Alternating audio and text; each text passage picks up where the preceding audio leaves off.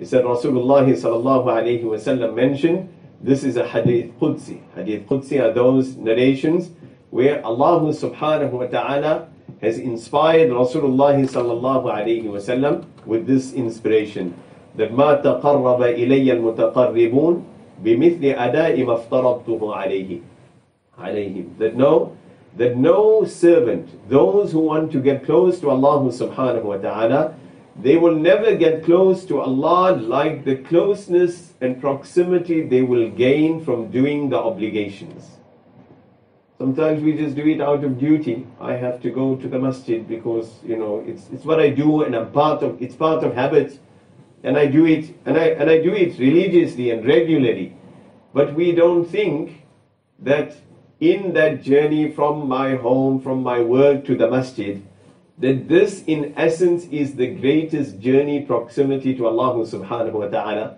That's why Allah kept such great reward in this, that from the time you leave your home, that every footstep you take, you're going to get so much reward. Every time the wheels of your car turn, somebody said, I didn't come walking. All of us, most of us, we come by car. Will I get reward or won't I get reward? Of course we will get reward. Every time that the wheel, the tire does one cycle, you get one reward. And your car got 4 tires, then you get 4 rewards. Then you come with a 200,000 wheeler tire truck to the masjid. MashaAllah. Imagine, that's an impetus.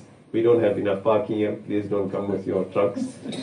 So Rasulullah sallallahu ulama mentioned this, that a person does all that and they come with so much reward. And in all of that, they're getting closer to Allah subhanahu wa ta'ala. We don't think of it. We think that fard, I just have to do it. It's something that I have to do, otherwise I'm going to be punished. But in essence, it's the most important and the greatest vehicle to the proximity of Allah subhanahu wa ta'ala.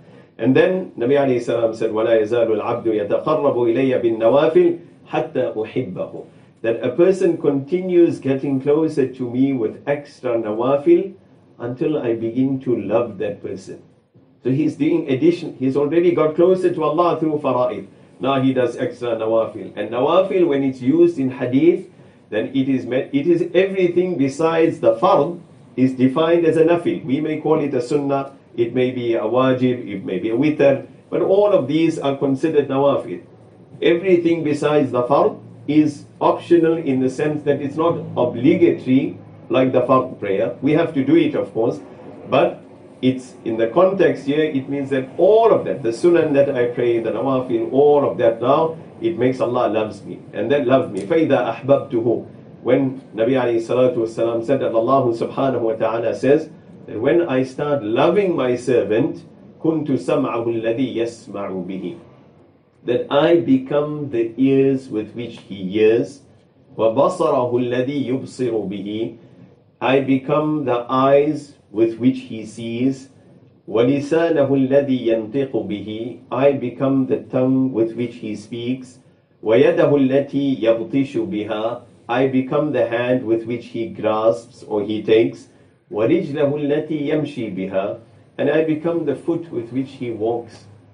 What does this mean? That I become the eye with which he sees, the ear with which he hears. That means this person, he becomes so infused in Allah subhanahu wa ta'ala, in the love of Allah, in the obedience of Allah, that this person will not touch something except that he is aware and conscious of the instruction of Allah regarding what he is holding. He will not see something except when Allah loves a person. Then what does Allah do? Allah gives him the ability that he only does what is in Allah's obedience. He only does that. He doesn't do anything else. What he sees, he becomes the eye, Allah becomes the eye with which he sees. I.e. that he only looks at that which pleases Allah. He only listens to that which pleases Allah. He only walks towards that which pleases Allah. And like this, all of this, where did this journey begin? It began from the obligations. He went into the nawafil, and through this he's already gained such proximity to Allah subhanahu wa ta'ala. We have so much to learn about our deen. This is not even the first page, it's only the first, not even the first paragraph that Imam Ghazali rahimahullah has written. And already in this few lines, He's given us the hope, the solace that all of us, unbeknown to us, by completing, congregating for our salah, doing our fara'id, doing our nawafil, already we are enjoying such a relationship, insha'Allah, with Allah subhanahu wa ta'ala.